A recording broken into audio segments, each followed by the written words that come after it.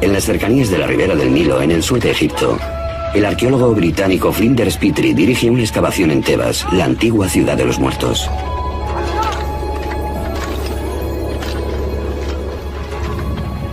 Aquí realiza uno de los descubrimientos más importantes de la arqueología bíblica.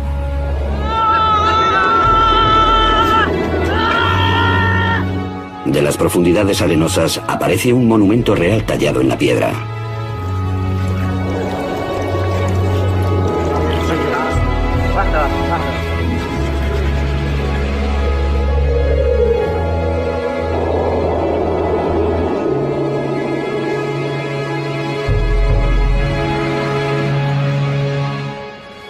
Es la llamada estela de Menepta, hecha en honor del faraón Menepta, hijo de Ramsés el Grande. Hoy se encuentra en el Museo del Cairo. Esta estela es lo que los egipcios de la antigüedad habrían llamado una estela de la victoria, porque en ella se conmemora la victoria sobre pueblos extranjeros. La mayoría de esta inscripción jeroglífica celebra el triunfo de Menepta sobre Libia, su enemigo occidental. Pero casi como si fuera una adenda, en el espacio de 2 líneas se menciona la conquista de un pueblo al este de Egipto. El texto dice: Askelón ha sido hecho cautivo. Gezer ha sido hecho cautivo. Yanoam, en el norte del valle del Jordán, ha sido ocupado. Hemos despedazado Israel. Su semilla ya no existe. La historia demostró que la seguridad del faraón fue un error.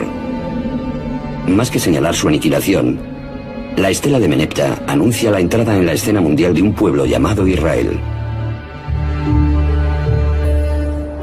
Esta prueba no tiene precio, porque demuestra la presencia de un grupo étnico llamado Israel en la meseta central del sur de Canaán. La fiable cronología egipcia proporciona la fecha de 1208 a.C.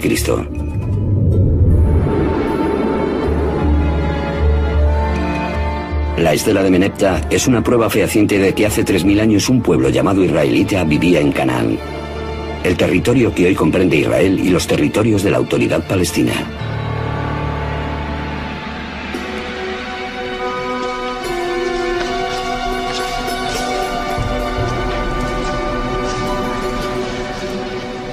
Los antiguos israelitas son célebres por las historias conocidas que relatan su historia. Abraham e Isaac, Moisés y los 10 mandamientos, David y Goliat.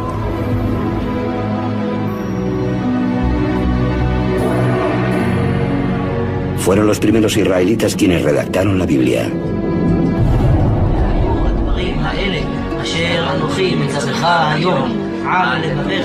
A través de los textos de la Biblia hebrea, las creencias de los antiguos israelitas sobrevivieron hasta convertirse en el judaísmo, una de las religiones más antiguas practicadas en la tierra. Y fueron los judíos quienes dieron al mundo un legado impresionante: la creencia en un solo Dios.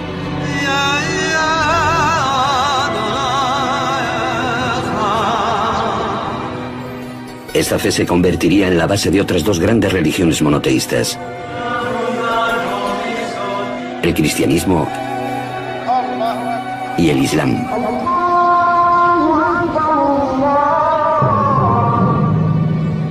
La Biblia hebrea, a menudo conocida como Antiguo Testamento, para diferenciarla del Nuevo Testamento, describe los acontecimientos del primer cristianismo y la creencia en un solo Dios, que son parte esencial de la cultura del mundo.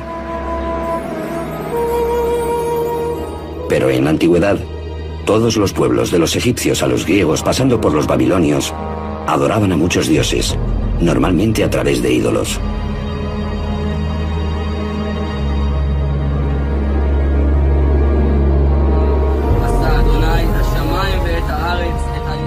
¿Cómo fue que los israelitas, de entre todos aquellos pueblos, descubrieron el concepto de un solo Dios? ¿Cómo se les ocurrió una idea que transformaría el mundo tan profundamente? Ahora, los arqueólogos y los expertos bíblicos están alcanzando una nueva síntesis que promete revelar no solo nuevos descubrimientos históricos, sino también el significado profundo de lo que los autores de la Biblia querían comunicar. comienzan cavando en la tierra y en la Biblia. No nos podemos permitir ignorar los textos bíblicos, sobre todo si podemos aislar un resquicio de verdad entre todos los cuentos y además tenemos las pruebas arqueológicas para ello.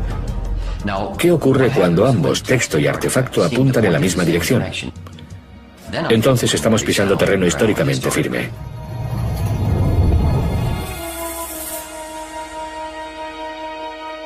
Los especialistas buscan las encrucijadas entre ciencia y escrituras. La más antigua es la estela de la victoria del faraón Menepta del año 1208 a.C.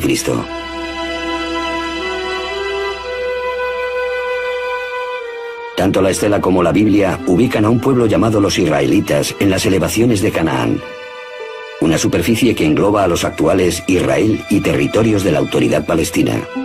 Es aquí, entre dos de los mayores imperios de la historia, donde comenzó la historia de Israel. La Biblia hebrea está llena de historias sobre los orígenes de Israel. La primera es la de Abraham, que emigra con su familia desde Mesopotamia para dirigirse a la tierra prometida, Canaán. El Señor le dijo a Abraham: sal de tu tierra y de tu parentela y de la casa de tu padre, y ve a la tierra que te mostraré. Yo haré de ti una gran nación, y bendeciré y engrandeceré tu nombre. Serás bendecido. Génesis 12, 1 y 2. Según la Biblia, esta promesa funda la alianza, un contrato sagrado entre Dios y Abraham. Para señalar la alianza, Abraham y los varones de su familia son circuncidados. Sus descendientes serán el pueblo elegido de Dios. Serán fértiles, se multiplicarán y habitarán toda la tierra que hay entre Egipto y Mesopotamia. A cambio, Abraham y su pueblo, que se convertirán en israelitas, deberán adorar a un solo Dios.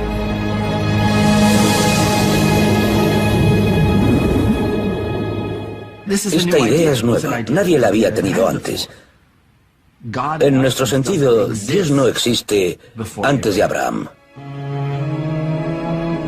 Hoy en día, es difícil apreciar la radicalidad que esta idea debería de haber supuesto en un mundo dominado por el politeísmo, la creencia en muchos dioses e ídolos.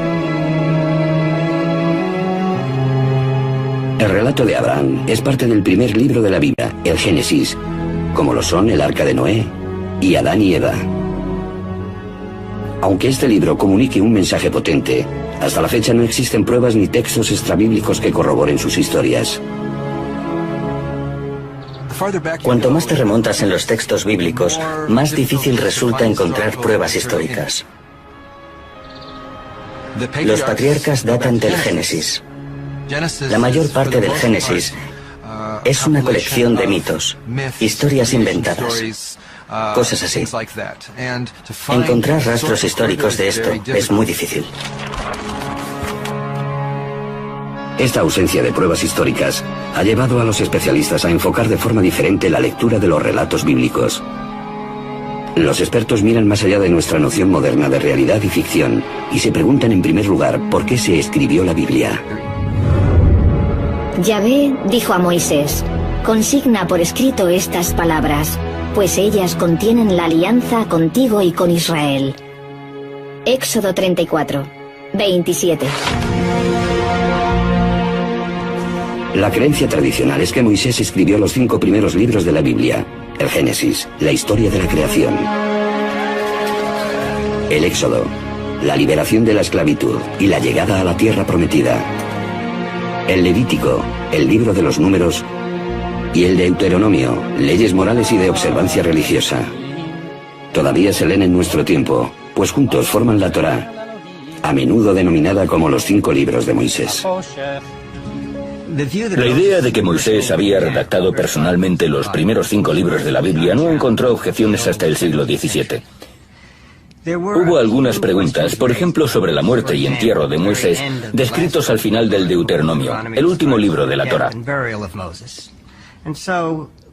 Algunos rabinos dijeron que Moisés no podría haber escrito aquellas palabras porque estaba muerto y lo estaban enterrando. Si profundizamos en el texto, surgen todavía más discrepancias.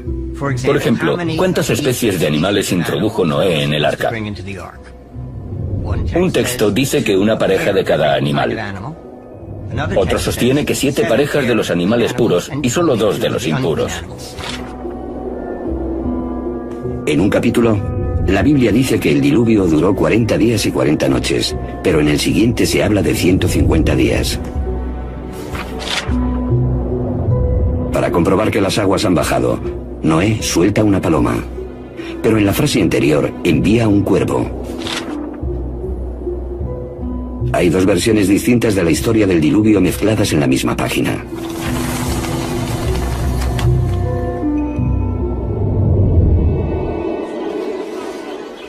Muchas discrepancias así se repiten a lo largo de las páginas de la Biblia, algo que sugiere que fue redactada por más de una persona.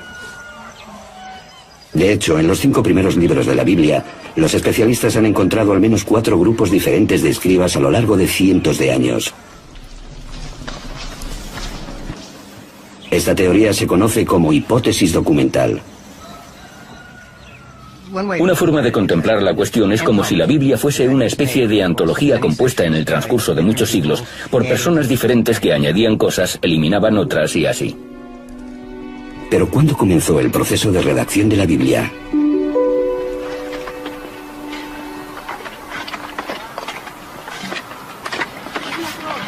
Tel Zayit es un pequeño yacimiento en la linde suroccidental del antiguo Israel que data de los tiempos bíblicos.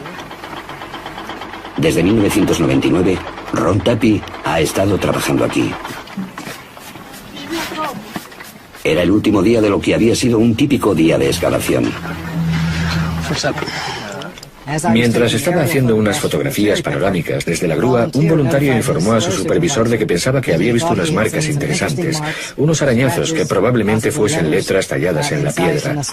¿Dónde, aquí? Las letras serían un hallazgo raro. Cuando Tapi se arrodilló para ver las marcas, se llevó la sorpresa de su vida.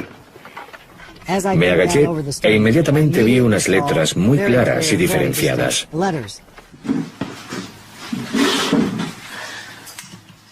Tapi desenterró la roca y la llevó a su laboratorio en un kibutz cercano.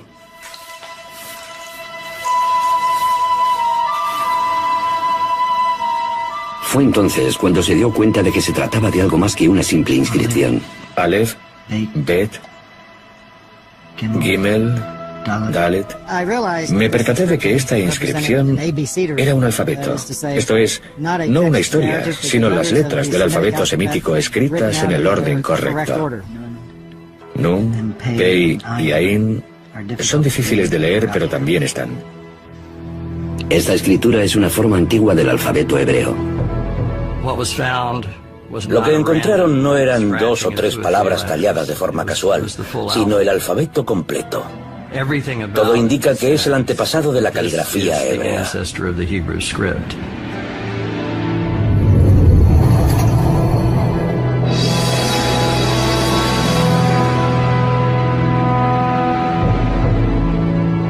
El abecedario de Tel Zayit es el alfabeto hebreo más antiguo descubierto. Se remonta al año 1000 a.C., lo cual abre la posibilidad de que la redacción de la Biblia hebrea hubiese comenzado ya en esos años.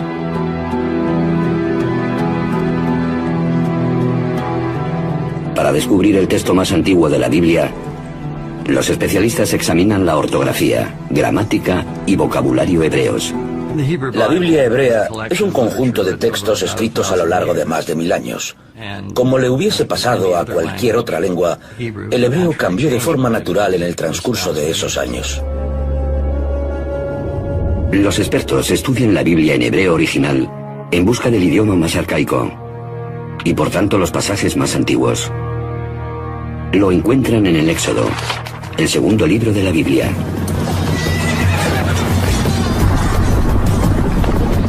Arrojó a los carros y al ejército del faraón al mar, y sus oficiales se ahogaron en el mar Rojo. Éxodo 15, 4. Este pasaje, conocido como la Canción del Mar, es el pasaje culminante del Éxodo. La historia de la esclavitud de los israelitas en Egipto y cómo Moisés los llevó a la libertad.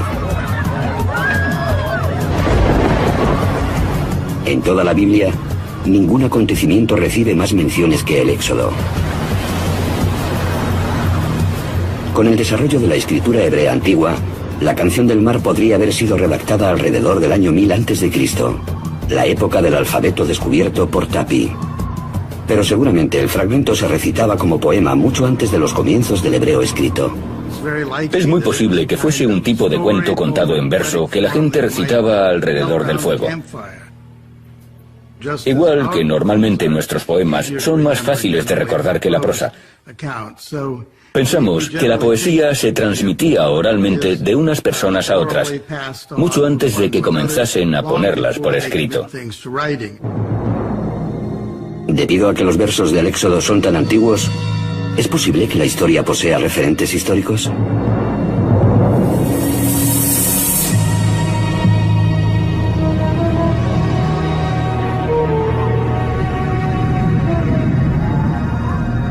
Aquí, en la parte oriental del delta del Nilo, en Egipto, en un paisaje surrealista de monumentos caídos y piedras arrumbadas, los arqueólogos han descubierto una ciudad perdida.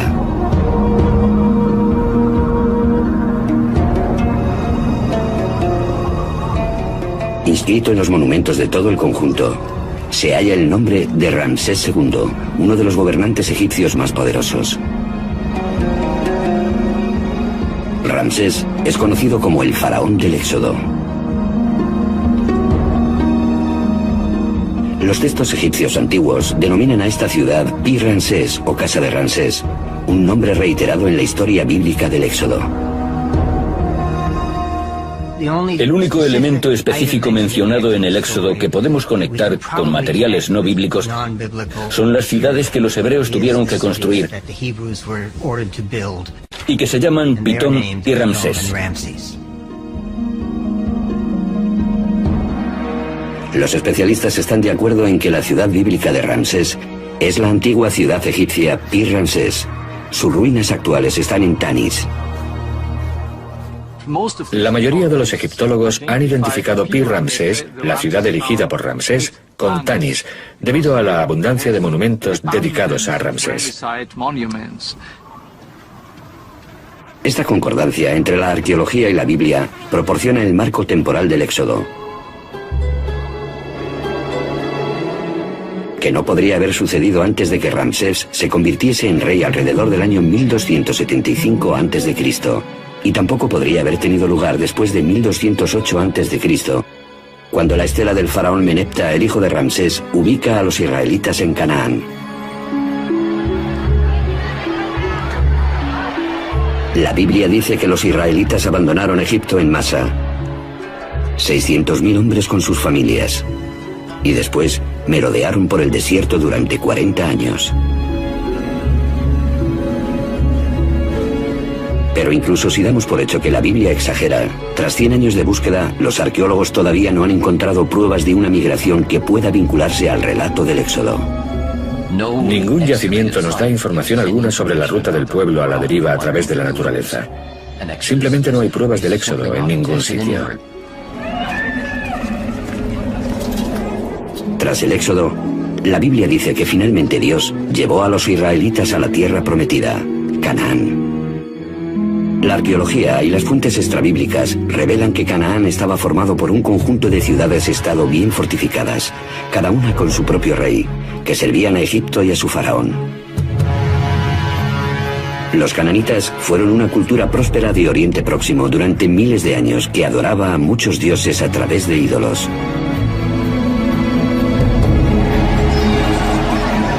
La Biblia cuenta cómo un nuevo líder, Josué, introduce a los israelitas en Canaán en una brutal campaña militar. Entonces el pueblo lanzó un fuerte grito y sonaron las trompetas. Al oír su sonido, el pueblo prorrumpió en un griterío ensordecedor y el muro se desplomó. Josué 6, 20. En la década de 1930, el arqueólogo británico John Garstin excavó en Jericó, la primera ciudad cananita en la campaña de Josué. Garstin descubrió pruebas claras de destrucción y declaró que había encontrado las murallas derribadas por Josué.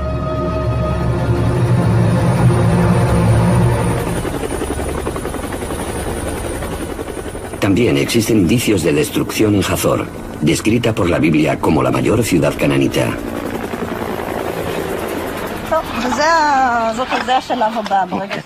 Hoy, en Hazor, hay excavaciones dirigidas por Amnon Ben-Tor, uno de los principales arqueólogos israelíes, y su discípula y codirectora Sharon Zuckerman. Estoy caminando en un pasillo situado entre dos alas del palacio cananita de los reyes de Hazor. Se pueden ver signos de destrucción por casi todas partes. Aquí se pueden ver piedras quemadas. Y lo que es más importante, las vemos partidas en 1 millón de fragmentos. Se necesita un calor tremendo para causar tanto daño. Este incendio fue, por decirlo así, la madre de todos los incendios. Entre las cenizas, Ben-Tor descubrió una estatua profanada. Seguramente el rey o el dios protector de Hazor. Las manos y la cabeza están cortadas, aparentemente por los conquistadores de la ciudad. El incendio marcó el final de la Hazor cananita. La primera pregunta es, ¿quién lo hizo? ¿Quién estaba por ahí en esos momentos? ¿Quién es el candidato? En primer lugar, los egipcios. Pero en ninguna de sus inscripciones de la época aparece Hazor. No mencionan haber hecho nada allí. ¿Podría haberlo hecho otra ciudad-estado cananita? Pero ¿quién tenía la fuerza suficiente para ello? ¿Quién nos queda? Los israelitas, los únicos que según sostiene su tradición lo hicieron. Así que digamos que los israelitas deben ser considerados responsables de la destrucción de Hazor a menos que se demuestre su inocencia. Hay otra ciudad-estado cananita que Josué y su ejército de israelitas reconocen haber destruido. Es Ai, y se ha descubierto en lo que ahora es territorio de la Autoridad Palestina en Cisjordania. Aquí, el arqueólogo Hani Nur el-Din y su equipo están encontrando las pruebas de una rica cultura cananita. Primero apareció un pueblo que se hizo ciudad y después construyeron un tipo de fortificación alrededor del asentamiento.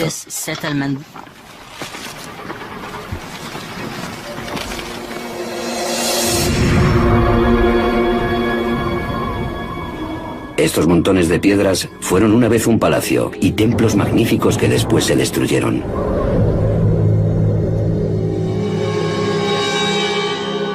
Pero cuando los arqueólogos fechan la destrucción, encuentran que esta ocurrió alrededor del año 2200 a.C.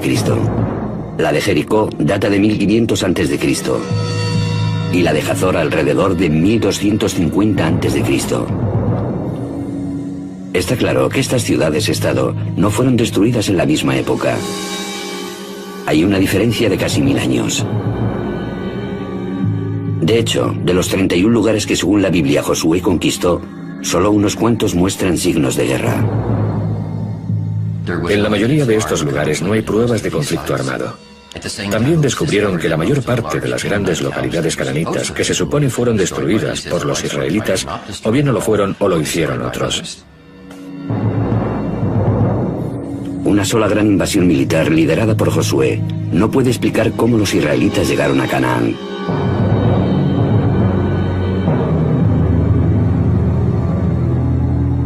Pero la destrucción de Hazor sí coincide con el momento en que la estela de Menepta ubica a los israelitas en Canaán. Así que, ¿quién destruyó Hazor? Amnon Ben-Tor todavía cree que los israelitas destruyeron la ciudad. Pero su codirectora, Sharon Zuckerman, no piensa lo mismo. El último acto de destrucción consistió en la mutilación de las estatuas de reyes y dioses. Pero no hay signos de guerra ni de lucha. No vemos armas en la calle como en otras ciudades destruidas por extranjeros. Las excavaciones revelan que en Hazor había una capa social inferior de siervos, esclavos y plebe, y una superior formada por el rey y las élites ricas. En los grandes palacios de la élite de Hazor, Zuckerman encuentra zonas de abandono y desatención. Para los arqueólogos, estos signos indican una cultura en decadencia, una rebelión interna.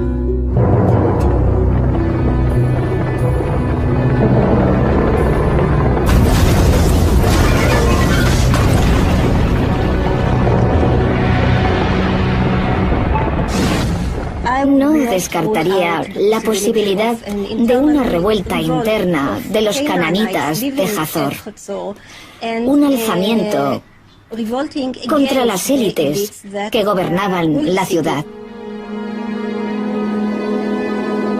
De hecho, el sistema cananita de ciudades-estado se vino abajo, incluso en Hazor y Jericó. La arqueología y los textos antiguos muestran con claridad que este fue el resultado de un largo periodo de declive y turbulencias que se extendió a Mesopotamia, la región del mar Egeo y el imperio egipcio alrededor del año 1200 a.C. Y cuando las cosas se calmaron, pudimos ver lo que reemplazó este gran sistema de estados. Encontramos un número de pueblos nuevos que de repente llenan el vacío creado por la disolución del gran sistema de ciudades-estado. ¿Pueden los arqueólogos encontrar a los israelitas entre estos nuevos pueblos?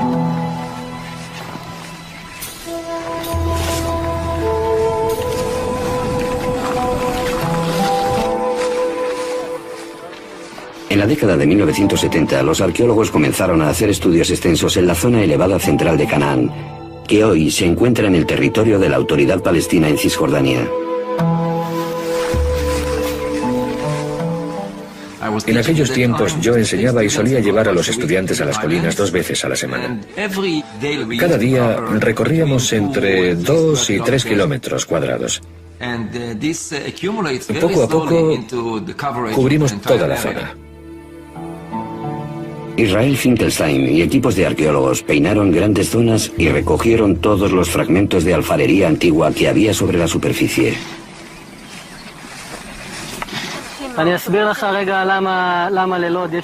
Durante 7 años recorrió 600 kilómetros cuadrados clasificando las piezas de barro y marcando sobre un mapa los lugares donde las encontraron. Al principio, los puntos del mapa no me decían nada, pero después, poco a poco, comencé a vislumbrar un tipo de fenómeno, regularidades.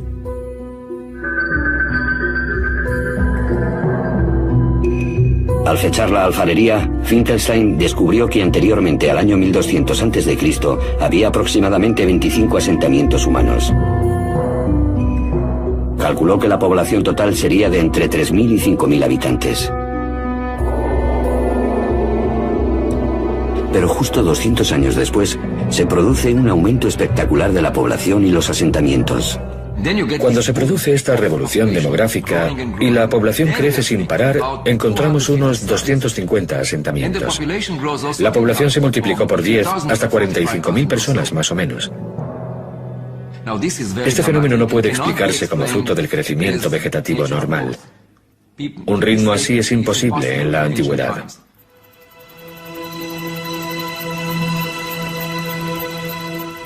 Si no fue el crecimiento natural, tal vez estamos ante olas de pueblos dispersos que se asentaron en la zona tras la caída del sistema de ciudades-estado.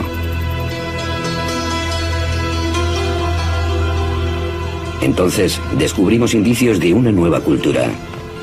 Un tipo distinto de vivienda nunca visto antes en el lugar exacto donde tanto la estela de Menepta como la Biblia ubican a los israelitas.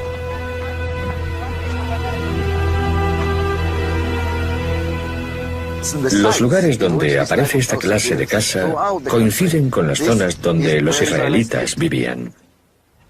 Incluso a veces se las denomina casas israelitas o tipo de vivienda israelita. Parece que la gente que vivía en estas aldeas se organizaba en un tipo de sociedad más o menos igualitaria, porque no hay grandes construcciones arquitectónicas. Si te fijas en los hallazgos, son relativamente pobres. La alfarería es más bien mundana. No quiero ofender a los primeros pobladores o a los israelitas de la antigüedad, pero aquí hay muy poco arte. Curiosamente, esta alfarería rudimentaria encontrada en los nuevos pueblos israelitas es muy parecida a la de uso diario hallada en las ciudades cananitas anteriores como Hazor.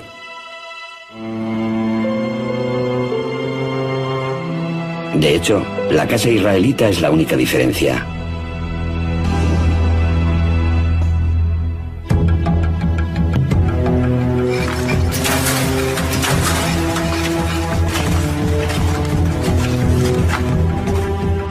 Estas grandes semejanzas han llevado a los principales arqueólogos a una asombrosa nueva conclusión sobre los orígenes de los israelitas antiguos.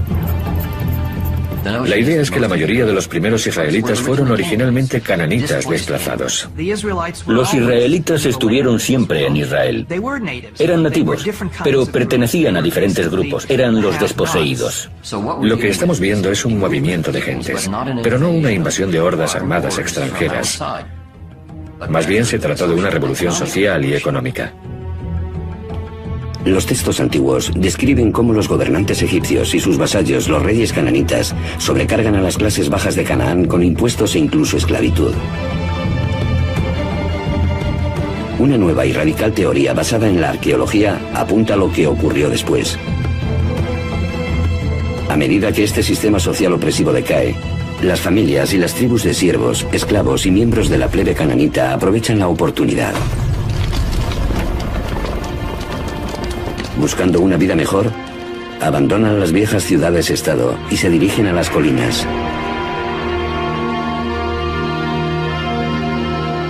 Libres de la opresión de su pasado, se alzan en lugares nuevos como un pueblo nuevo, los israelitas.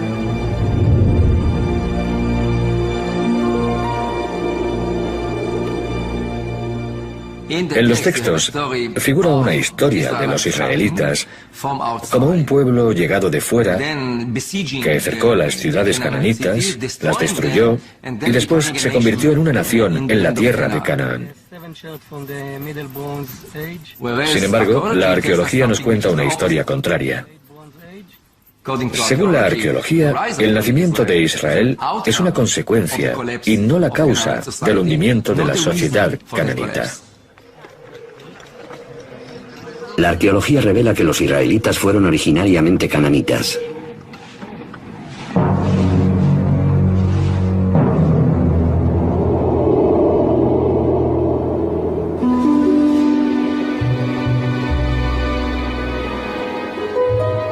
Entonces, ¿por qué la Biblia suele presentar a los israelitas como extranjeros en Canaán? El trayecto de Abraham desde Mesopotamia, la salida de Egipto y la llegada a la tierra prometida de los esclavos liderados por Moisés. Incluso la conquista de Canaán por Josué desde el exterior.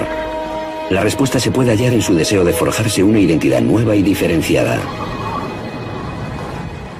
Como nos cuentan los psicólogos, la identidad se crea hablando de lo que uno no es, refiriéndose a los demás.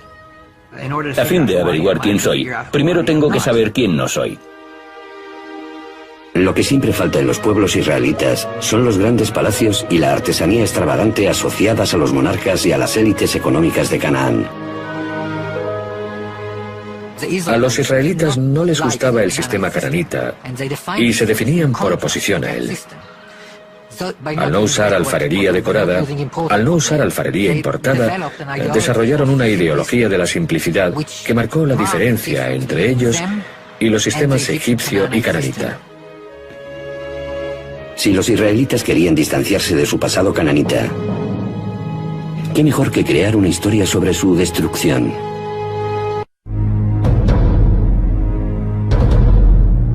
Pero las historias de Abraham, el éxodo y la conquista tienen otro propósito.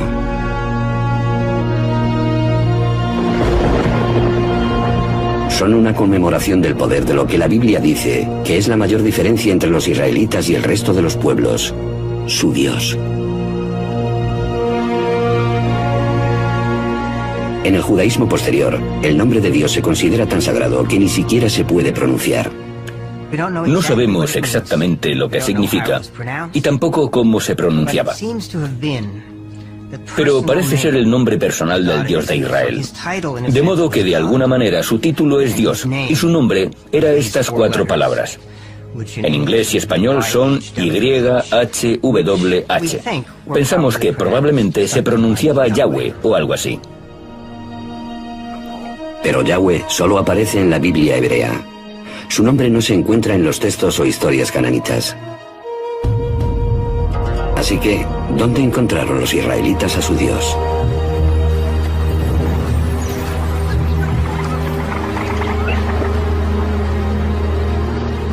La búsqueda de los orígenes de Yahweh lleva a los especialistas de vuelta al antiguo Egipto.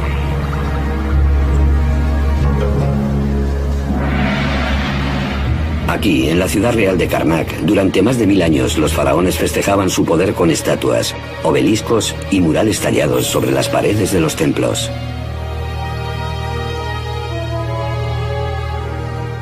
Aquí, en el muro septentrional de Karnak, encontramos unas escenas que narran las victorias y batallas de Seti I, el padre de Ramsés el Grande. Aquí Seti conmemora una de sus grandes victorias sobre los Shasu.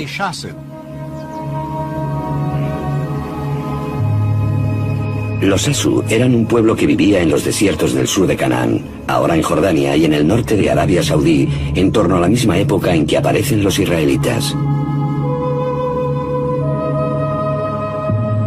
Los textos egipcios dicen que uno de los lugares donde los Shasu vivían se llamaba YHW, probablemente pronunciado Yahu, seguramente el nombre de su dios protector. Ese nombre, Yahu, es extrañamente parecido a Yahweh, el nombre del dios israelita.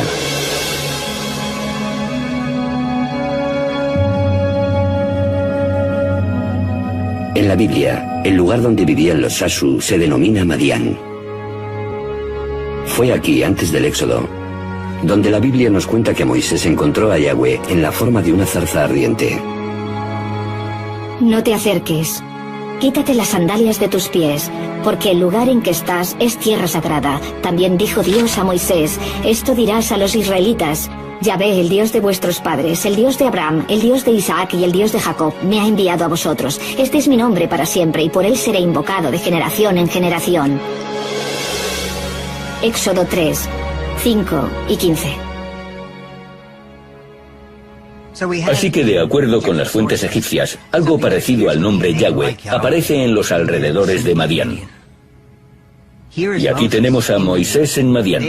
Y esta deidad se le aparece y revela que su nombre es Yahweh. Estas asombrosas conexiones están llevando a los expertos a reexaminar la historia del Éxodo.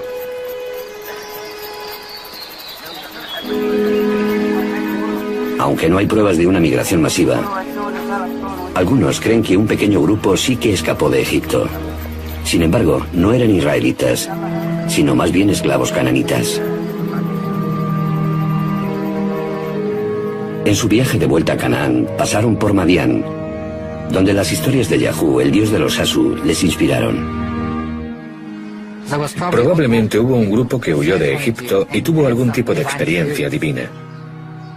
Seguramente fue un grupo muy pequeño demográficamente, pero fue importante, al menos desde el punto de vista de las ideas.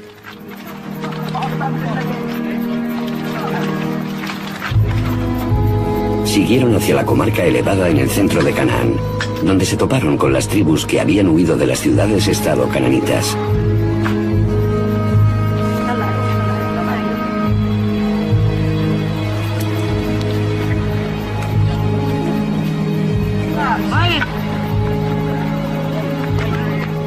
Su mensaje de redención resuena bien en esta sociedad igualitaria que comenzó a surgir. Los esclavos liberados atribuyen su libertad al Dios que conocieron en Madián y que ahora denominan Yahvé. Propagaron la idea de un Dios que representaba la libertad, la liberación de la gente que se quedaba con el fruto de su trabajo. Este era el mensaje tan poderoso que unió a esta gente y les dio una nueva identidad. La identidad de los israelitas. Una combinación de cananitas desposeídos, esclavos huidos de Egipto e incluso nómadas que se hacen sedentarios. La Biblia los denomina una variada multitud. De acuerdo con la Biblia hebrea, el primer Israel fue un batiburrillo, como sabemos hoy. Pero toda esta gente está unida por una nueva visión. Creo que el espíritu revolucionario está allí desde el principio. Tal vez el pueblo elegido fue el pueblo que eligió ser libre. Su historia de huida, al principio transmitida oralmente y por la poesía, les ayudó a forjarse una identidad entre las distintas tribus. Después, cuando la escribieron, se convertiría en el tema central de la Biblia, el Éxodo y el cumplimiento divino. Un Dios que cumple y que procede de Madián, exactamente donde la Biblia indica que fue adoptado por los israelitas y que representa su tránsito de la esclavitud a la libertad.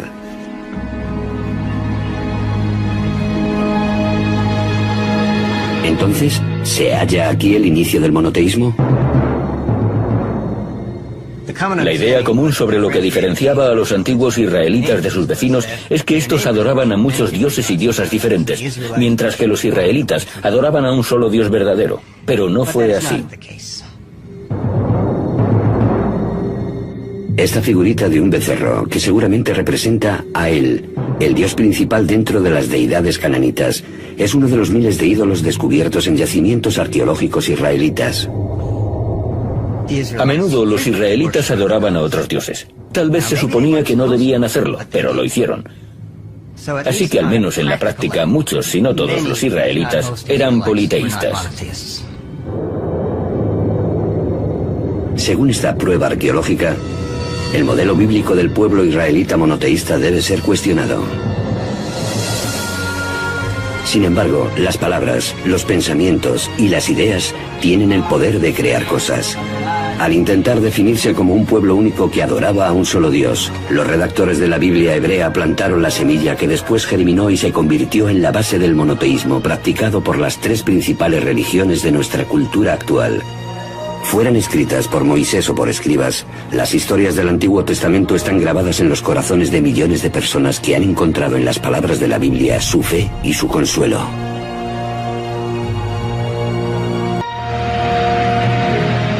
El debate entre la comunidad científica y los estudiosos de la religión prosigue. Muchos creen la hipótesis documental, que el Antiguo Testamento tuvo muchos autores, lo cual descarta a Moisés como la única fuente. Y puesto que no existen pruebas históricas de su vida, algunos incluso se preguntan si Moisés existió. Sin embargo, hay algunos personajes bíblicos que podrían haber dejado una huella rastreable. Alrededor del año 1000 a.C. apareció uno de estos personajes inmortales capaz de unir a las 12 tribus de Israel contra un nuevo y poderoso enemigo. David metió la mano en su bolsa, sacó de ella una piedra y la arrojó con la honda, hiriendo al filisteo en la frente. La piedra se le clavó en la frente y cayó de bruces contra el suelo. Primer libro de Samuel, 17:49. De todos los nombres del Antiguo Testamento, ninguno aparece con más frecuencia que David. Las Escrituras dicen que David creó un reino que se extendió desde Egipto a Mesopotamia. Convirtió Jerusalén en su capital real y forjó una nueva alianza con Dios, conocido como Yahvé, que prometió a David que él y sus descendientes gobernarían la tierra para siempre. Salomón, el hijo de David, construyó un templo donde Yahvé, ahora el Dios de la nación de Israel, moraría por toda la eternidad. Es el reino de David y Salomón, una nación unida bajo el mismo Dios, según reza la Biblia. Hoy en día algunos escépticos arguyen que no hubo nada parecido a una monarquía unificada. Sostienen que es una invención bíblica posterior, especialmente de los especialistas modernos. Es decir, que David no existió. Como un revisionista bíblico afirma, David no fue más real que el rey Arturo. Pero entonces, en 1993, un sorprendente descubrimiento arrojó nueva luz sobre quien la Biblia llama el más grande rey de Israel. Gil Akub estaba terminando un trabajo de campo con un ayudante en Tel Dan, una excavación bíblica en el norte del actual Israel.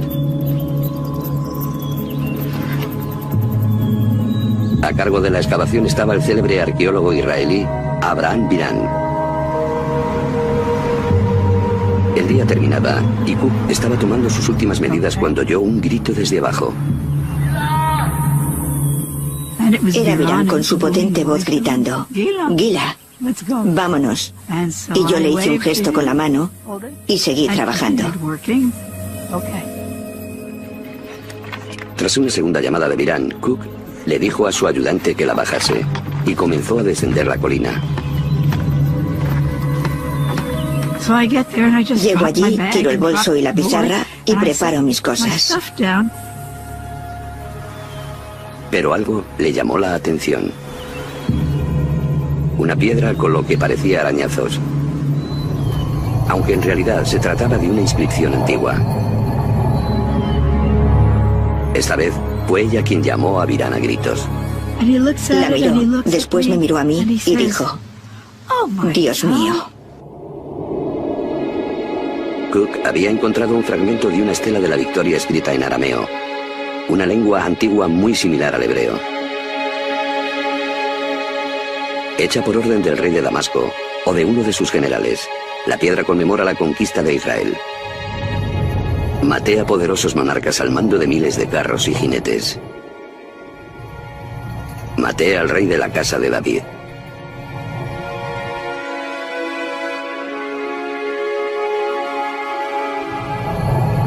Esas palabras, la casa de David, convirtieron ese descubrimiento en un acontecimiento decisivo, pues constituyen una poderosa prueba de que David vivió en realidad.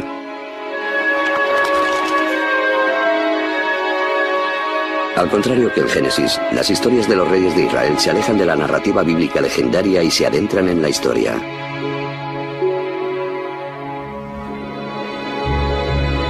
Cuando la cronología bíblica de los reyes de Israel se compara con las inscripciones históricas, como la estela de Tel Dan, estas pueden proporcionar a los historiadores fechas bastante fiables.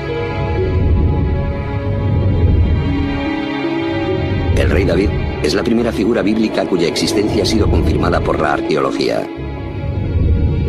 La mayoría de los expertos coinciden en que vivió en torno al año 1000 a.C., el siglo X antes de la era cristiana.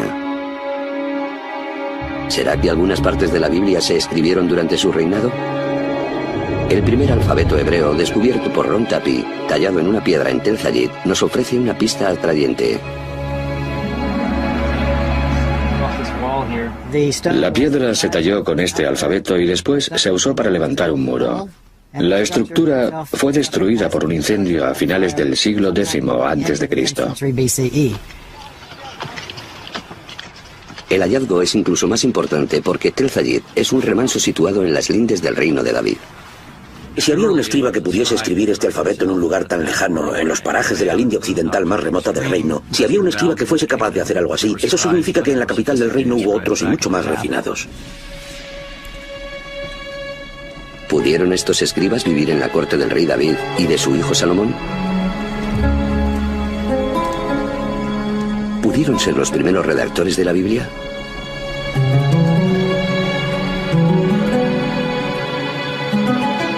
En el siglo XVIII, los especialistas alemanes revelaron un indicio sobre quién escribió la Biblia, oculto en dos nombres distintos de Dios. De acuerdo con una de las explicaciones, Abraham conocía a Dios por su nombre más íntimo y personal, que normalmente se pronuncia Yahweh, Yahvé. Los pasajes con el nombre de Yahvé, que en alemán se escribe con una J, se conocen por los expertos como J. Pero según otros, Abraham conocía a Dios simplemente por la palabra hebrea más usada para referirse a Dios, Elohim. Así, los dos redactores se denominaron E por Elohim y J por Yahvé. Probablemente basándose en poemas y canciones transmitidos de generación en generación, ambos escribieron una versión del remoto pasado de Israel. Las historias de Abraham en la tierra prometida, Moisés y el Éxodo. De estas dos fuentes, la más antigua es la que conocemos como J, que muchos expertos fechan en los años de David y Salomón. Debido a que el contexto de la versión de los Hechos según J es la zona alrededor de Jerusalén, es probable que el escritor viviese allí, tal vez en las cortes reales de David y Salomón. Durante más de 100 años, los arqueólogos han estado buscando pruebas del reino de David en Jerusalén. Una arqueóloga israelí, Eilat Mazar, estuvo excavando en la parte más vieja de la ciudad, lo que hoy en día se conoce como Ciudad de David. Pero debido a que esta zona había sido escenario de luchas, destruida y reconstruida a lo largo de miles de años, era muy improbable que allí sobreviviesen restos bíblicos. Pero entonces comenzaron a aparecer grandes muros de 3, 5 metros de grosor que iban en todas las direcciones, desde el este 30 metros hacia el oeste sin fin. Unos muros así de grandes solo pueden ser parte de un edificio enorme. Masar cree que las excavaciones que ha realizado hasta la fecha constituyen solamente el 20% del tamaño total de la construcción. Una estructura tan descomunal demuestra centralización y capacidad constructora. Solo puede ser una estructura real. Este enorme complejo puede probar la existencia de un reino, pero ¿se trata del reino de David?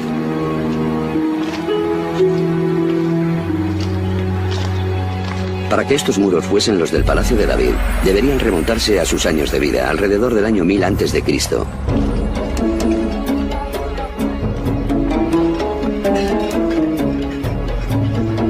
El problema es que los muros de piedra no pueden ser fechados por sí mismos. Los arqueólogos bíblicos datan las ruinas basándose en la alfarería que encuentran junto a ellas.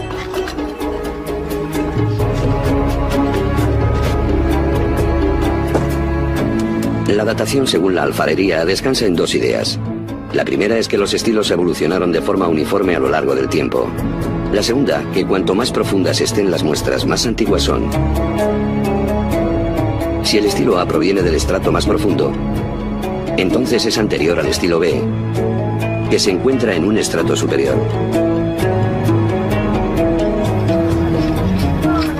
Al analizar la alfarería en excavaciones bien estratificadas, los arqueólogos pueden crear lo que llaman una cronología relativa. No obstante, esta cronología flota en el tiempo sin fechas fijas.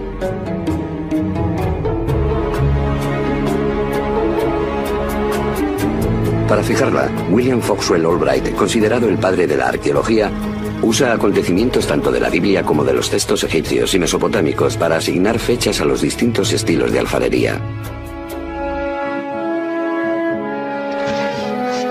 La cronología de Albright, ligeramente modificada, es lo que Masar usa para fechar este gigantesco edificio, y lo que la mayoría de los arqueólogos usan hoy en día. ¿Ha descubierto Masar el Palacio de David? Las pruebas se acumulan. El edificio es enorme y está ubicado en un lugar prominente de la parte más antigua de Jerusalén. Y según la cronología de Albright, los objetos de barro se remontan al siglo X a.C., los años del rey David.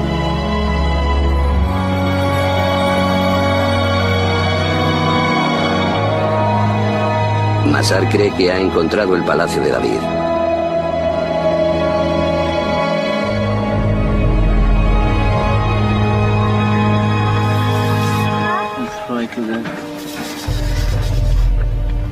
Pero tanto las pruebas como la existencia del mismo reino descansan en la datación de unos fragmentos de alfarería. En la actualidad disponemos de un método más científico que no depende de la Biblia, tal como el de Albright, y que además data las piezas de alfarería de forma fija. Es el método de datación por radiocarbono, una especialidad de Elisabetta Boretto del Instituto Weizmann. El primer paso es el trabajo de campo, que consiste en relacionar las muestras de materiales como huesos de aceitunas, semillas o tizones con el contexto arqueológico. Si una semilla de aceituna se encuentra en la misma capa que una pieza de alfarería, el carbono de la semilla puede usarse para datar la pieza de barro. Cuando la semilla muere, su carbono radioisótopo, carbono 14, se degrada a un ritmo regular a lo largo del tiempo, mientras que el carbono 12 no se pervierte. Midiendo la proporción de carbono 14 respecto del carbono 12, Boretto puede determinar la edad de la semilla, que a su vez puede usarse para averiguar la de la pieza de alfarería.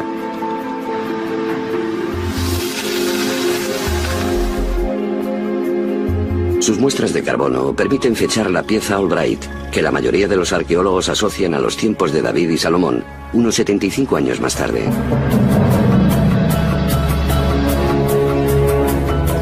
Para acontecimientos sucedidos hace tanto tiempo, esta diferencia puede parecer baladí. Pero si Boretto tiene razón, el Palacio de David de Masar y el alfabeto hebreo antiguo de Tapi tienen que ser datados de nuevo, lo cual los coloca en la época de los reyes menores Omri, Ahab o Acab, y su esposa, la odiada Jezabel, todos ellos adoradores del dios cananita Baal. Otros equipos han recogido muestras de carbono siguiendo el mismo método y con la misma meticulosidad. Según sus resultados, el Palacio de Masar y el alfabeto de Tapi se pueden fechar en el siglo X a.C., los tiempos de David y Salomón.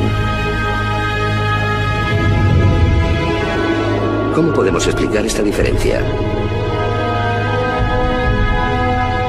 El problema es que estas dataciones por el método carbono 14 tienen un error de más o menos 30 años, que es aproximadamente la diferencia entre los dos resultados.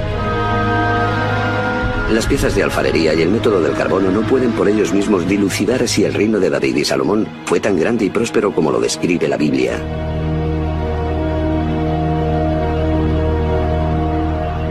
Por suerte, la Biblia ofrece pistas de otros lugares en los que se puede excavar para encontrar pruebas de la existencia del reino. La Biblia asegura que David conquistó el reino y que su hijo Salomón fue el gran constructor. Esa fue la razón de la leva que el rey Salomón impuso para construir la casa del Señor, su propia casa. El terraplén, el muro de Jerusalén, Hazor, Megiddo y Gezer. Primer libro de los Reyes 9:15.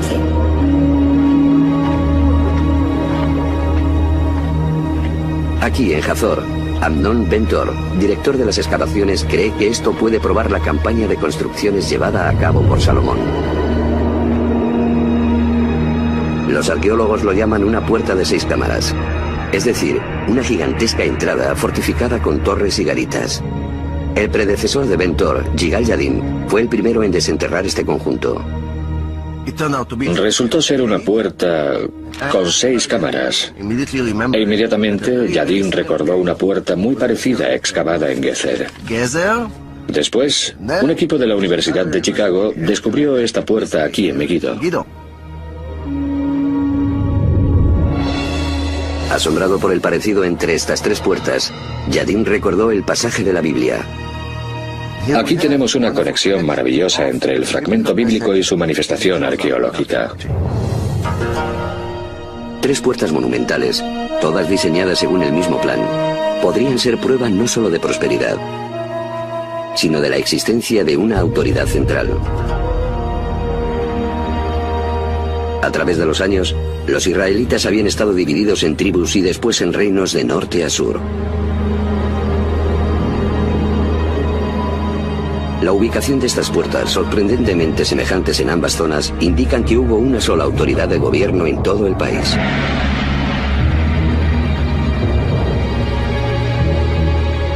Pero, ¿cómo podemos estar seguros de que este fue el reino de David y Salomón? La respuesta se encuentra en Egipto. La escena de decapitación que vemos en este muro conmemora una campaña militar comandada por el faraón Sisak, o Sesonk, el fundador de la 22ª dinastía de Egipto. En el 5º año del reinado de Roboam, Sisak, rey de Egipto, se alzó contra Jerusalén y se apoderó de los tesoros de la casa de Yahvé y de la casa del rey. Se apoderó de todo, incluso de los escudos de oro que había hecho Salomón. Primer libro de los Reyes 14, 25 y 26.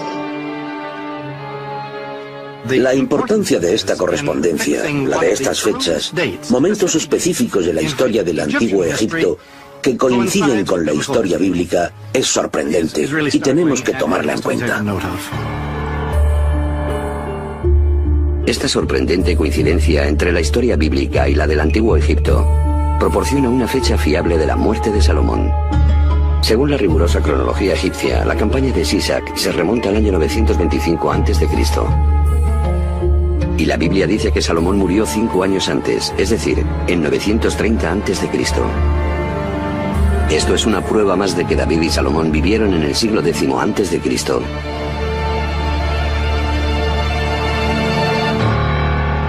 Aunque ocultas en estos muros se encuentran más pruebas. Estos óvalos que representan a cautivos y murallas de ciudades son los lugares conquistados en Israel por el faraón Sisak. Uno de ellos es Gezer, donde los arqueólogos encontraron el sello de las construcciones salomónicas, una puerta de 6 cámaras.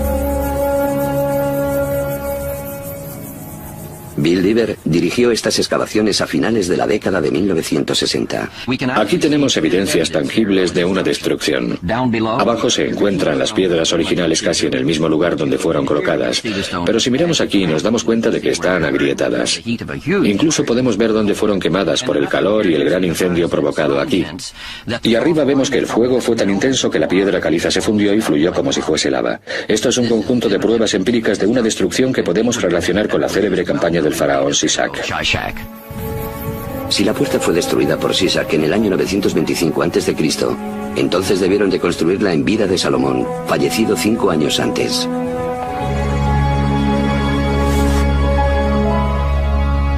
Aunque una minoría de arqueólogos sigue estando en desacuerdo, esta coherencia entre la Biblia, la cronología egipcia y las puertas de Salomón constituyen una prueba poderosa de que en tiempos de David y Salomón hubo un gran reino que se extendió por todo Israel, norte y sur, y cuya capital fue Jerusalén.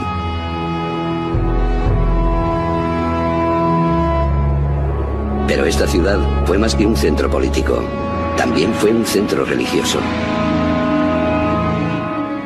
La magia de Jerusalén es la magia del templo.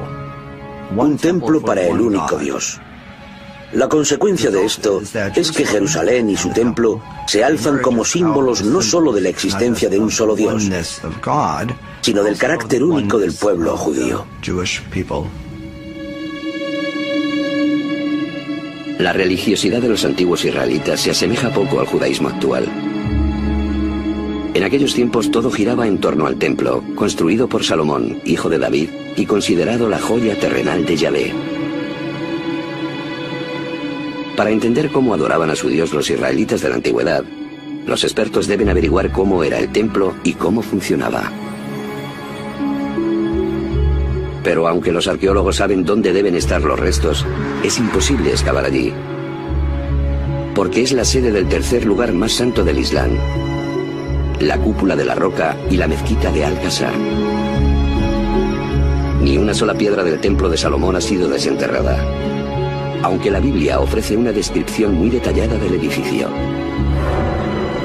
La casa que el rey Salomón construyó para el Señor tenía 30 metros de largo, 20 de ancho y 15 de alto. En el santuario interior hizo 2 querubines. Cada uno medía 5 metros de altura, y ambos estaban revestidos de oro. Primer libro de los Reyes 6, 2, 23 y 28. La descripción de la Biblia sugiere cómo fue el plano del templo de Salomón, muy parecido a los de los templos construidos por los pueblos politeístas vecinos. El más similar es uno situado a cientos de kilómetros al norte de Jerusalén, Ain Dara, en la actualidad Siria. Ambos poseen dimensiones parecidas y la misma planta. Los dos templos están custodiados por esfinges y querubines, como los llama la Biblia. La peculiaridad del templo de Ain Dara son las enormes huellas del dios que lo habitaba, las cuales marcan sus pasos hacia el trono que se halla en el santuario interior. Si tomamos la información sobre el templo de Salomón, que se halla en el libro de los Reyes, y la comparamos con el templo de Ain Dara, tenemos una imagen bastante buena de su aspecto en la época de Salomón.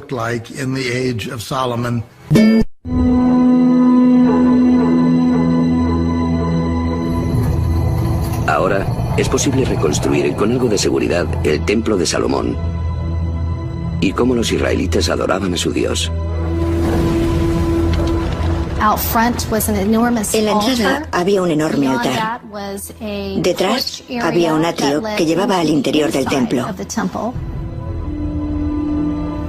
Había una sala, el santuario, y detrás la sala más sagrada, donde, según la tradición, se encontraban el Arca de la Alianza y las tablas de la ley.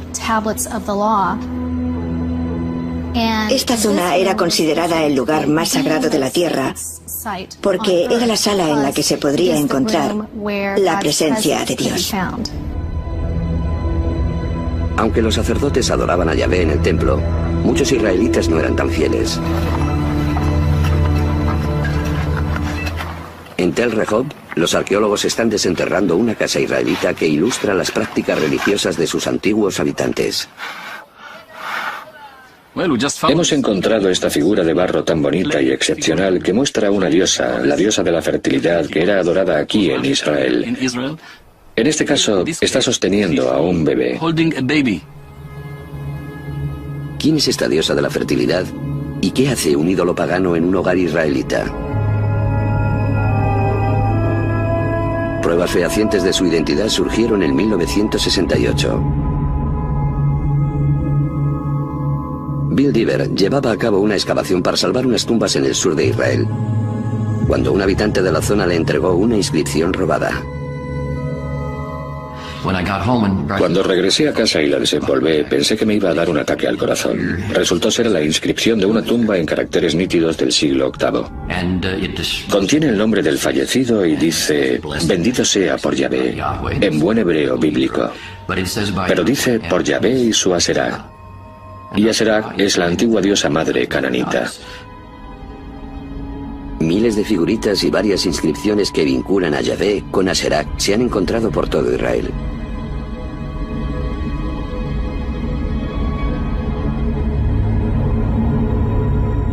Muchos expertos creen que este es el rostro de Aserá. La conclusión de Dever es que Dios tenía esposa. Cientos de años después de que los israelitas se sacudieran sus raíces paganas cananitas, el monoteísmo todavía no se había consolidado completamente. Cuanto más los llamaba, más se alejaban de mí, y ofrecían sacrificio a los Baales, y quemaban incienso a los ídolos. Libro de Oseas 11:2. Los israelitas habían suscrito un contrato con Dios. Si lo mantenían, serían recompensados. Si lo rompían, Él los castigaría usando como instrumento a las potencias extranjeras. Los acontecimientos parecieron dar la razón a las ominosas predicciones de los profetas. Poco después de la muerte de Salomón, las 10 tribus del norte se rebelaron y formaron el reino septentrional de Israel. Entonces, un nuevo enemigo irrumpió en Mesopotamia para crear el mayor imperio conocido en Oriente Próximo, el asirio.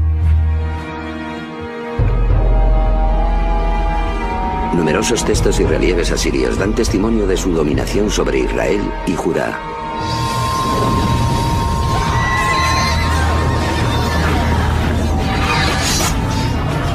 En el año 772 a.C., el ejército asirio acabó con el reino septentrional. Los que se libraron de la muerte o del exilio a Asiria emigraron a Jerusalén, donde seguían reinando los descendientes de David y Salomón. Según la Biblia, uno de ellos, Josías, atendió las exhortaciones de los profetas. En el libro de los Reyes se cuenta que el rey Josías reinó a finales del siglo VII a.C. Le dijeron que en los archivos del templo habían encontrado un pergamino. Se lo entregaron y mientras lo desenrollaba para leerlo, el rey se puso a llorar porque se percató de que era un texto sagrado que contenía algunos mandatos divinos que el pueblo de Israel había roto.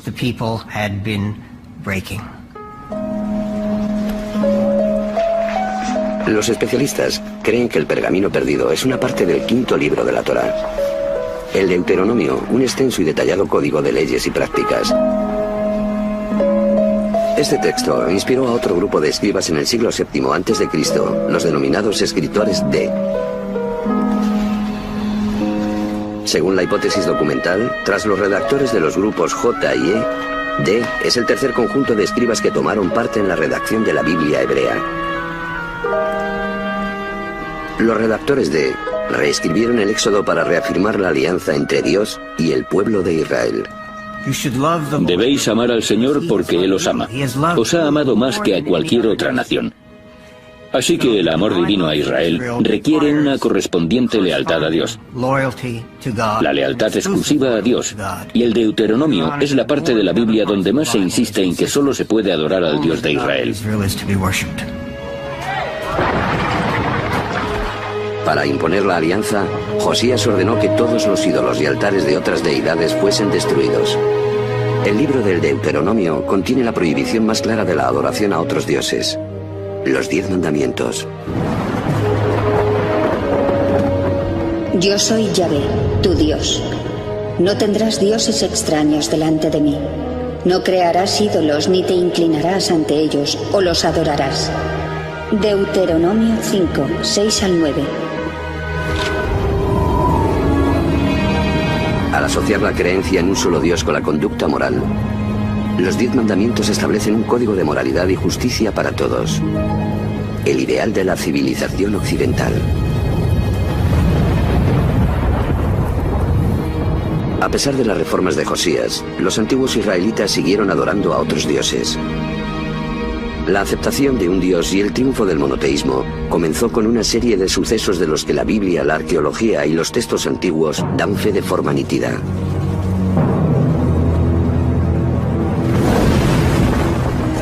El primero es la destrucción de la morada terrenal de Yahvé, el Templo de Jerusalén. En el año 586 a.C., el nuevo imperio mesopotámico, tras derrotar a los asirios, invade Israel. Los babilonios saquean el templo e incendian la ciudad sagrada. Ante sus ojos, los victoriosos babilonios matan a los hijos de Zedequías, el último rey de la casa de David, y dejan ciego al monarca. La alianza, la promesa hecha por Yahvé a su pueblo elegido y a David de que su dinastía gobernaría Jerusalén por toda la eternidad, se ha roto. Tras 400 años, Israel es barrido.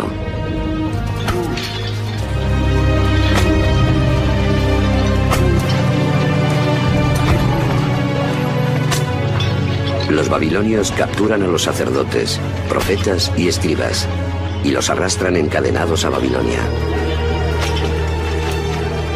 Los documentos babilonios confirman la presencia de israelitas exiliados, incluido su rey.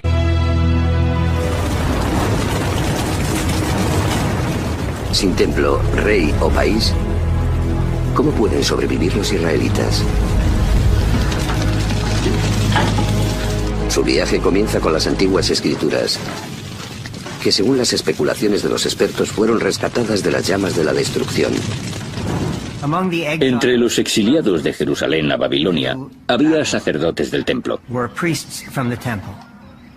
Parece ser que se llevaron con ellos sus documentos y tradiciones sagradas. Según la hipótesis documental, generalmente aceptada, es aquí, en Babilonia, lejos de sus hogares en Israel, donde los sacerdotes y escribas produjeron gran parte de lo que hoy se conoce como Biblia hebrea.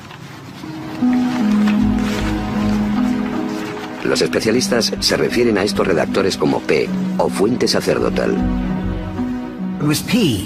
Fueron los escritores P quienes tomaron todas las tradiciones anteriores de las fuentes J, E y D, así como otras, y las refundieron en lo que hoy conocemos como Torá o Pentateuco.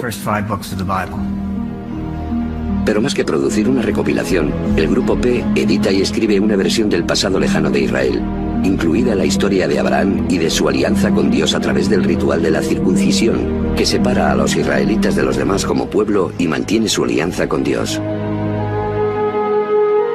Pero la historia de Abraham, con su impresionante relato de la disposición paterna al sacrificio de su propio hijo, también trata del poder de la fe. No es una coincidencia que los escribas exiliados del grupo P señalen el origen de Abraham en la ciudad de Ur, río abajo de Babilonia.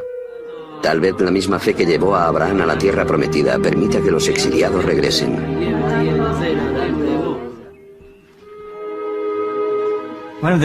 Uno de los temas recurrentes de la Torá es el exilio y el regreso. Abraham baja y sale de Egipto. Los israelitas también. Para los exiliados en Babilonia del siglo VI a.C., ese tema debería de haber tenido una gran resonancia. Dios, que en el pasado había actuado en su favor, seguramente lo haría de nuevo. Pero los israelitas tienen otro problema. ¿Cómo pueden redimirse a los ojos de Yahvé en el extranjero, sin templo ni sacrificios rituales?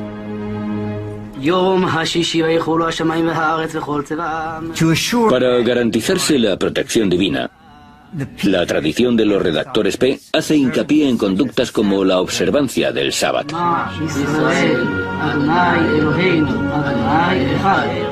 Es durante este periodo de exilio cuando los israelitas se dieron cuenta de que incluso lejos de su país, sin templo, sin sacerdotes y sin reyes, todavía podían adorar a Dios, ser fieles a Él y seguir sus mandamientos.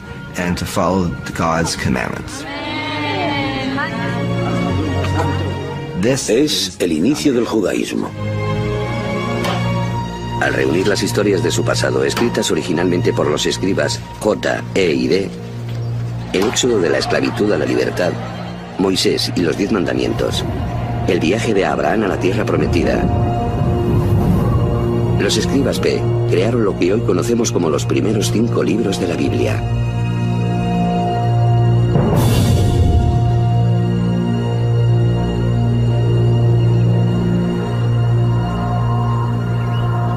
Aunque esta teoría es generalmente aceptada, las pruebas empíricas de textos bíblicos del exilio o de tiempos anteriores son difíciles de encontrar. Los textos bíblicos de esta época más célebres son los manuscritos del Mar Muerto, descubiertos por accidente en 1947. Estos pergaminos contienen fragmentos de los 39 libros de la Biblia hebrea.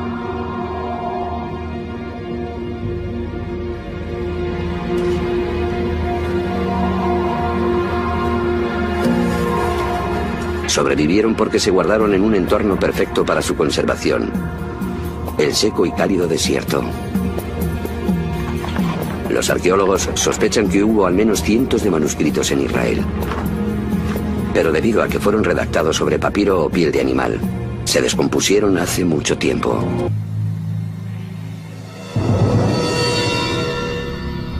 Aún así, el manuscrito más antiguo del Mar Muerto data de 300 años después del exilio a Babilonia. A falta de un texto anterior, algunos expertos dicen que toda la Biblia es un conjunto de mentiras piadosas e incluso dudan de la existencia de Israel y de los israelitas. Para muchos revisionistas, unos escépticos extremistas, nunca hubo un antiguo Israel. Israel es por tanto una construcción intelectual, o en otras palabras, que esa gente no repensó su pasado, sino que se lo inventó. No tenía pasado, por tanto la Biblia es un mito fundacional contado a un pueblo sin legitimidad. La legitimidad del pasado israelita depende del hallazgo de pruebas de los orígenes antiguos de la Biblia.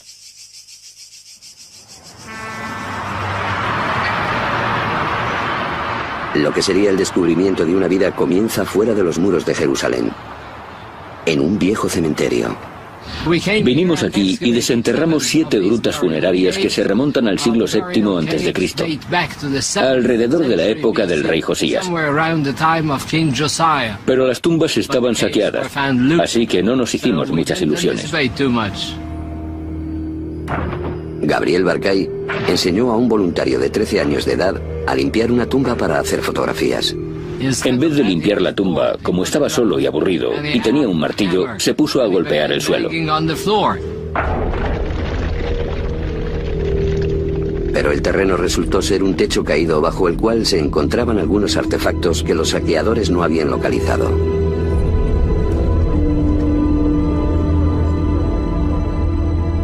Entre los cientos de cosas sobresalía una. Parecía la colilla de un cigarrillo. Era un cilindro de unos 4 centímetros de longitud y un diámetro de algo menos de 2. Estaba claro que estaba hecho de plata y que era una especie de pergamino en miniatura. También encontraron otro mayor. Llevaron los dos a los laboratorios del Museo de Israel.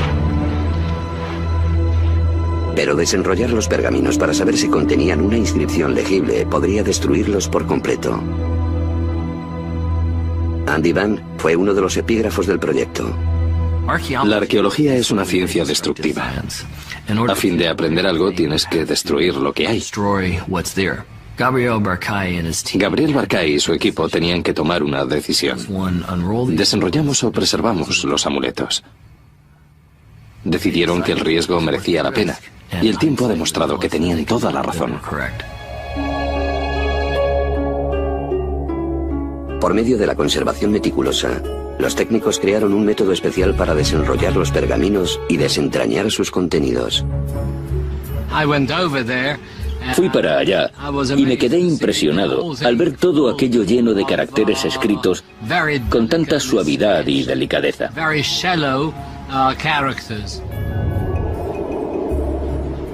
La primera palabra que descifré allí mismo fue YHWW,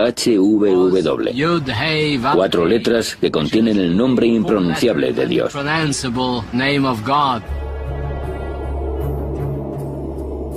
Investigaciones posteriores descifraron más texto y una plegaria sorprendentemente familiar que todavía se pronuncia en las sinagogas e iglesias hoy en día.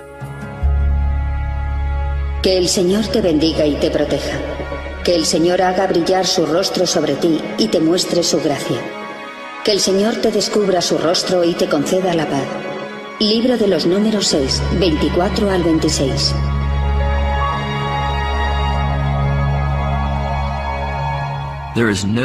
No hay duda de que estos 2 amuletos contienen las bendiciones sacerdotales que se encuentran en el capítulo 6 del libro de los Números. Por lo tanto, estas inscripciones son muy importantes, porque son las referencias más antiguas que tenemos de los relatos bíblicos. El contexto arqueológico quedó muy claro, porque todo esto se encontró junto a piezas de alfarería que se remontan al siglo VII a.C. También la paleografía, es decir, el tipo de caligrafía, indica sin duda algún momento del siglo VII a.C.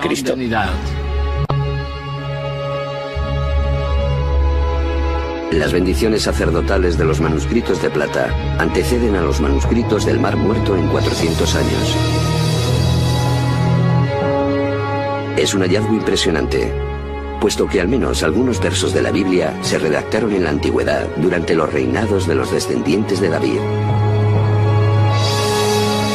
Al proporcionarnos un texto anterior al exilio en Babilonia, los manuscritos de plata confirman que la Biblia hebrea se creó a partir de poesía, plegarias y tradiciones orales que se remontan a los tiempos del redactor D. de Josías, y probablemente incluso más allá de los escribas E. y J.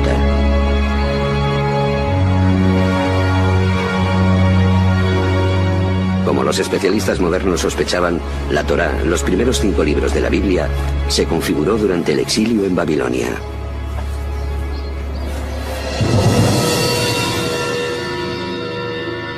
Pero acomplejados por los grandes templos y esculturas gigantes de los dioses babilónicos, los israelitas debían enfrentarse a una cuestión fundamental.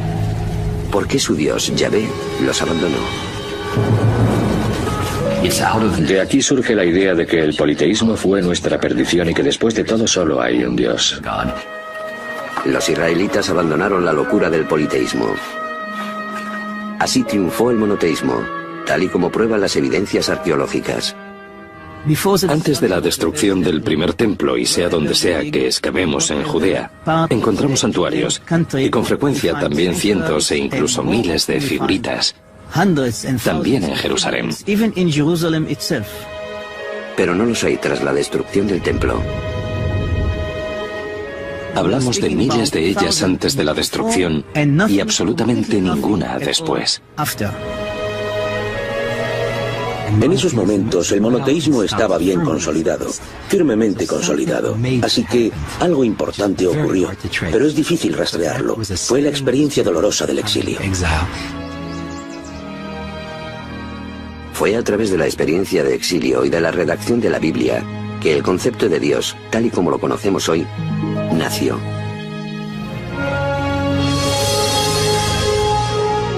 Los manuscritos que narran la relación de los israelitas con su Dios son la Biblia hebrea, el Antiguo Testamento, un texto sagrado para 3.000 millones de personas.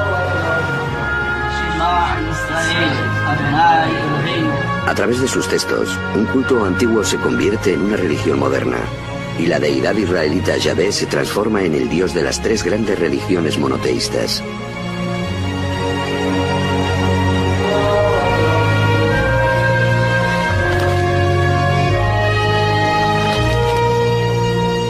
Por medio de sus enseñanzas, la Biblia estableció un código de moral y justicia cuyas aspiraciones resuenan a través de los siglos.